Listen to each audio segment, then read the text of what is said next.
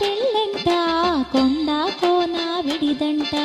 కోతి బావకు పెళ్ళంట కొండ కోన విడిదంట కుక్క నక్కల విందంట ఏనుగు వడ్డన చేయునట ఎలుగు వింత చూచినట కోడి కోకిల కాకమ్మ